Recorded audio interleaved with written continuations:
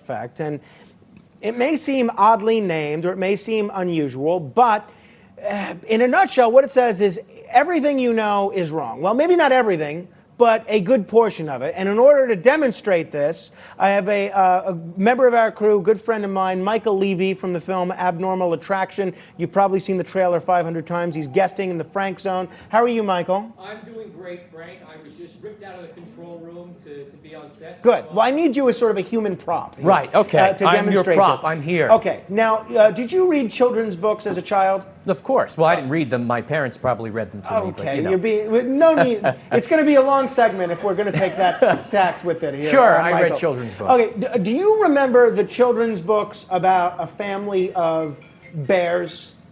Yes. What were they called?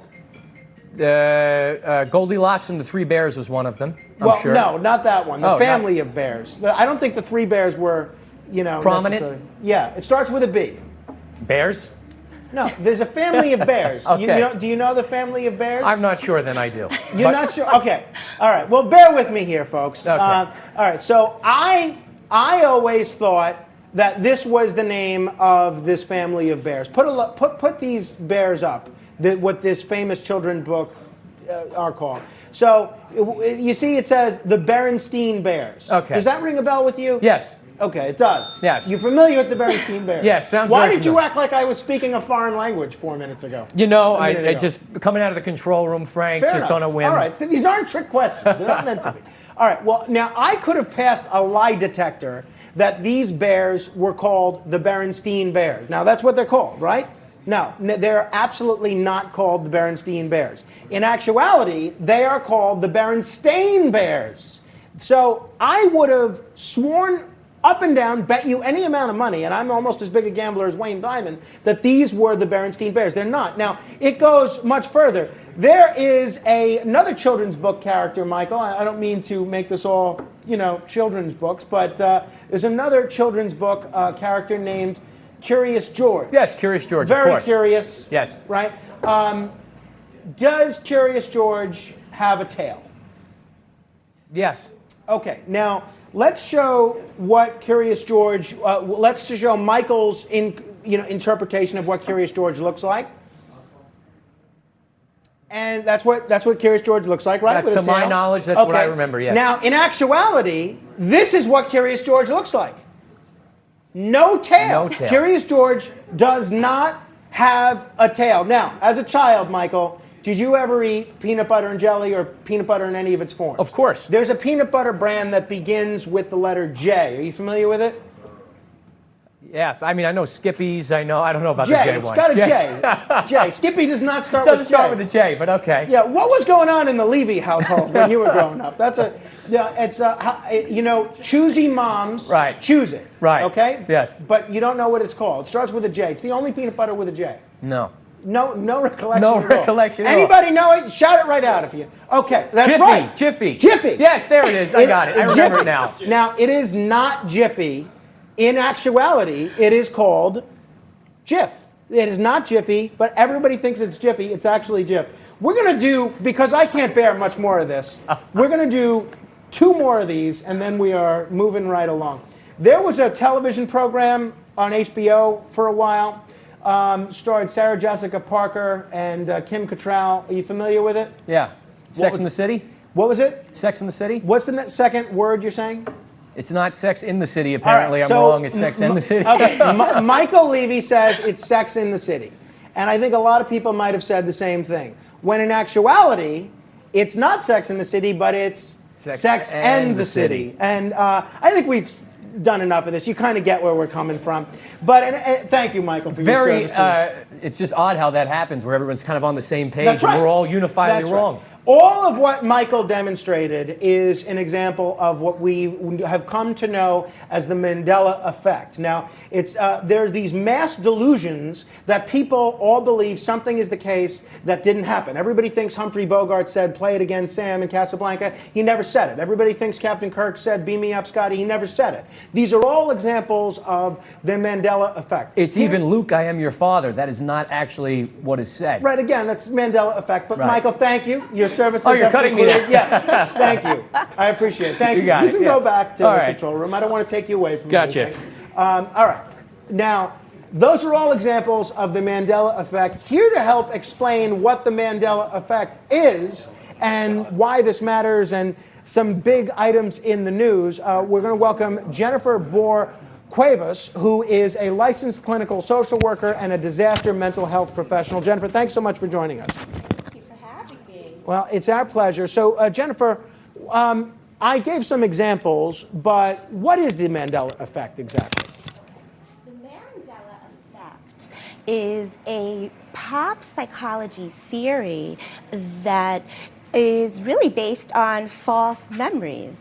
And what it posits is that there are large groups of people that believe an event happened or unfolded when it really didn't. Why would, I can understand Michael getting it wrong. I can understand, you know, a random person getting the name of something wrong, getting a movie line wrong. But why do masses of people get something wrong? My belief is that things spread like wildfire. So if people believe, as you used the example earlier, that Jif was really called Jiffy, and one tells another and another tells another, and it spreads like wildfire. But Michael and I aren't having any conversations about Jif or Jiffy or the Berenstain Bears versus the Berenstain Bears. Mm-hmm. Why would two people that don't know one another, that haven't really communicated about it, I haven't spoken with anybody about the Berenstain Bears since kindergarten, why would we both independently come to the same incorrect conclusion? You know, memory is faulty. It is, the memory system is complex. And I don't know that there is a reason why everybody thinks, like you said, about one item unfolding the way it has, but it is a phenomenon. And those kinds of things that I find we all connect with are things that don't generally stress us out. It's more about pop psychology or social media events or current events. And that's stuff that we don't always have on the forefront of our minds. So that sort of gets stored in your long-term fuzzy memory. So it's a psychological reason that this occurs? Oh, absolutely. All right, so now how does this play into effect when we are talking about something like the Harvey Weinstein trial? A lot of these women say that they were raped by Harvey Weinstein, and then they went on to send emails about how much they love him, bragging about being with him, wanting to introduce him to family members of theirs. What does the Mandela effect have to do with the Weinstein trial? Well, if anything. It's a little bit hard to compare and contrast the two. However, where I think one may merge with the other is that with the accusers in the Weinstein case, you have a collection of women who are telling very similar stories. And since his indictment about 2 years ago, these women have now created the Me Too movement. They have collaborated, commiserated, have worked together, spoken together. So now my fear is that as Harvey Weinstein's defense team tries to challenge the memory of these women, that they're going to try to group these women into a cluster of people that have had the same experience and sort of then yeah, no, I got you. So diminish their own story. And so where, if I could just add this on, where the Mandela effect is not really, it's a slippery slope to try to discuss the Mandela effect with trauma. The two don't go together. I see. And by the way, the reason it's called the Mandela effect is because even though Nelson Mandela died in the year 2013, many people remember him dying in 1989 or 1990. That's an example of sort of one of these mass delusions. Well, I want to posit another theory, and Jennifer, I'm not sure you're going to buy into this, but I want to put out the theory that perhaps the reason that so many people, independent of one another, all remember things differently is because we're actually not living in reality, but we're living in a computer simulation. And these examples of the Mandela effect are glitches in whatever software program is running the computer simulation that we know. And now you may think this is crazy. And another typical fringe Frank Moreno crackpot idea along the lines of ranked choice voting, which I know those of you in Maine hate. I'm just kidding, just that one person hates it. But let me play for you this video of Elon Musk, the CEO of Tesla, the inventor of all sorts of rockets and important cars, answering this question about whether or not we're living in a computer simulation. Have a watch. The argument for us being in a simulation, probably being in a simulation, I think is the following. That 40 years ago, we had Pong, like two rectangles and a dot. That was what games were.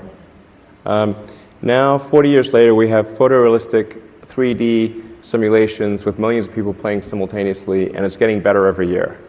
And soon we'll have virtual reality, augmented reality. If you assume any rate of improvement at all, then the games will become indistinguishable from reality. Just indistinguishable. Even if that rate of advancement drops by 1,000 from what it is right now, then you just say, okay, well, let's imagine it's 10,000 years in the future. And those games could be played on any set-top box or on a PC or whatever, and there would probably be, billions of such, computers or set-top boxes. He goes on to say the chances that we're not living in a computer simulation are infinitesimally small, that it's a microscopic chance that we're not living in a computer simulation. 1 out of something like 10 billion. That's what Elon Musk is saying.